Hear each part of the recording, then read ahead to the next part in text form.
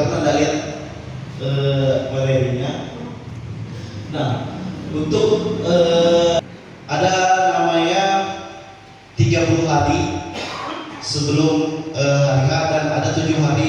Kategori ini nanti insya Allah bisa kami minta masukan dari semua yang hadir pada hari ini. Desa, maka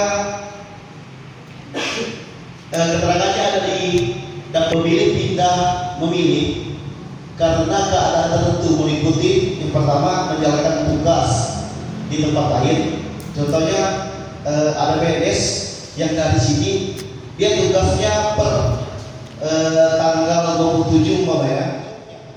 Guna memastikan ketetapan fix jumlah daftar pemilih sementara atau DPS sebelum ditetapkan menjadi daftar pemilih tetap atau DPT Pilkada Gubernur Kalimantan Utara dan Bupati Kabupaten Tanah Tidung, Komisi Pemilihan Umum atau KPU Kabupaten Tanah Tidung menggelar rapat koordinasi persiapan rekapitulasi dan penetapan daftar pemilih tetap Pilkada Gubernur dan Bupati tahun 2024. Bisa kita pemilih-pemilih yang dari luar itu berkesempatan untuk memilih di tempat kita.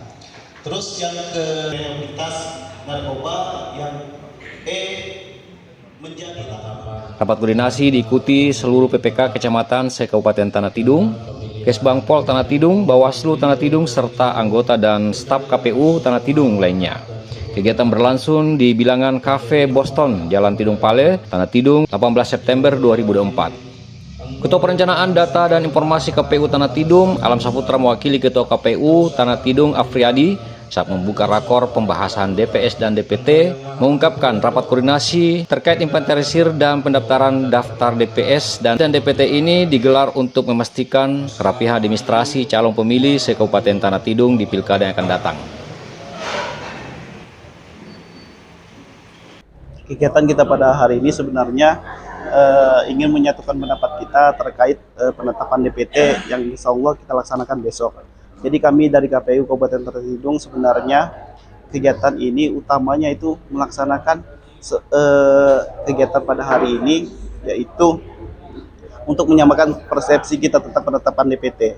Kami tidak mau terlibat sendiri terkait penetapan DPT ini. Kami juga butuh masukan dari masing-masing dinas maupun Forkopimda yang ada di Kabupaten Tanah Tidung, termasuk TNI, termasuk Polres, termasuk Capil dan Bawaslu.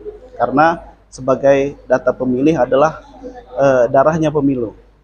Karena dari sumber data pemilih kita menentukan semua terkait logistiknya, terkait surat suaranya, semua ditentukan berdasarkan penetapan DPT yang insya Allah kita laksanakan besok. Nah, tujuan kita untuk melaksanakan hari ini, sebelum penetapan DPT itu mungkin ada masukan pada hari ini terkait data pemilih, maka kita akan akomodir pada saat hari ini. Nah, ketika besoknya nanti sebagai bahan evaluasi dan kelengkapan administrasinya. Nah, contohnya begini, ketika ada pemilih yang baru masuk, itu terdata di kabupaten lain, tapi masuknya di kita, maka dia harus membutuhkan bukti otentiknya. Apa bukti otentiknya sebagai pemilih? Yaitu pertama KTP, terus tuh ada IKD dan kartu keluarga. Nah, inilah syaratnya untuk menjadi sebagai pemilih di Kabupaten Tanah Tidung.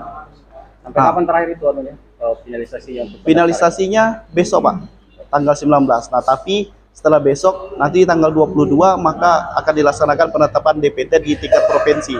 Nah, adapun nanti ketika penetapan DPT itu sudah ditetapkan, tapi di provinsi masih bisa dirubah, Pak. Masih bisa dirubah karena terkait masukan dan tanggapan dari masing-masing masyarakat. Nah, ketika ada tanggapan dari masyarakat nanti di tingkat provinsi, maka penetapan DPT yang awalnya maka bisa berubah menjadi sesuai dengan penetapan DPT di tingkat provinsi nanti. Jauh ini DPS-nya berapa? DPS untuk sementara yang sudah kita tetapkan di bulan Agustus kemarin itu sebanyak 19.375. Ada potensi bertambah ya? Insya Allah potensi bertambah karena ada turunan data dari Kemendagri. Nah, untuk sekarang yang sudah kami akomodir di Sidalih itu di aplikasi sekitar 19.504 yang sudah masuk di dalam Sidalih. Nah, insya Allah kalaupun nanti besok ada tambahan maka akan bertambah jumlahnya. Mungkin nggak ada kendala lagi ya, teman-teman. Kalau untuk teknis sejauh ini insya Allah aman dan berjalan dengan lancar. Narasumber hari ini siapa? Narasumber saya sendiri Pak yang akan menyampaikan terkait DPTB, karena tahapan setelah DPT ini ada namanya DPTB. Nah, untuk yang mengakomodir pindah memilih ke luar maupun masuk ke tempat kita.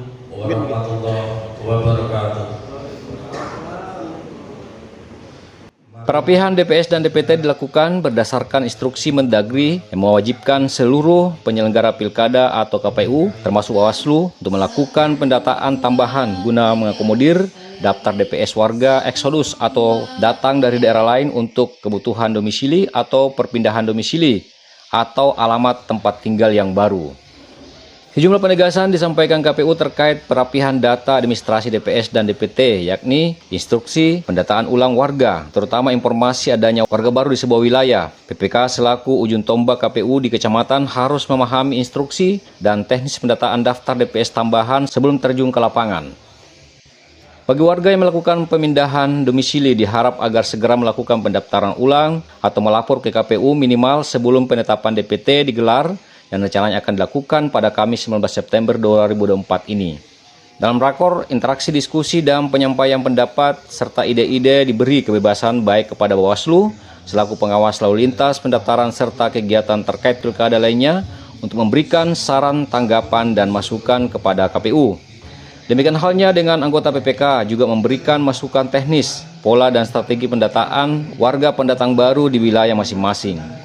Rakor berlangsung 1 hari untuk mengakomodir seluruh masukan baik Bawaslu, PPK maupun Kesbangpol selaku wakil pemerintah sebelum finalisasi DPS ditetapkan menjadi DPT Pilkada Gubernur Kalimantan Utara dan Bupati Kabupaten Tanah Tidung tahun 2024 ini dilakukan KPU Tanah Tidung selaku penyelenggara kegiatan. Dari KP Boston, Tidung Pale, Tanah Tidung, Kaltara TVM Sakir melaporkan.